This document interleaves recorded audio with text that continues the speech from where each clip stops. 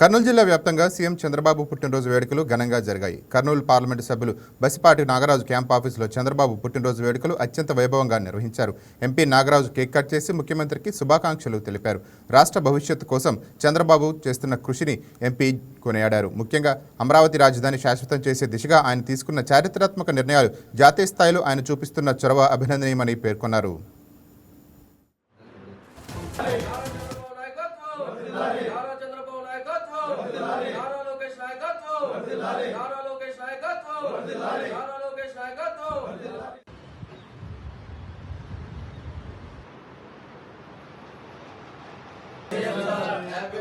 మన ఆంధ్ర రాష్ట్రానికి ఒక సంపద లాంటి వ్యక్తి ఎవరైనా ఉన్నారంటే అది మన గౌరవ ముఖ్యమంత్రి చంద్రబాబు నాయుడు గారే.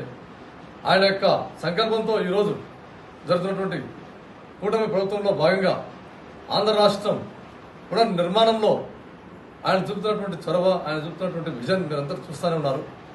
ఆనంద కాలంలో మొన్నటి పార్లమెంట్ సమావేశాల్లో ఎన్నడూ కనివిని జరిగిన విధంగా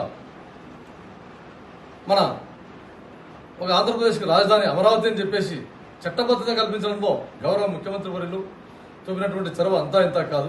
ఎందుకంటే భారతదేశంలోనే మొట్టమొదటిసారి ఒక రాజధాని అనే దానికి ఒక అమెండ్మెంట్ తీసుకుని రావడం జరిగింది.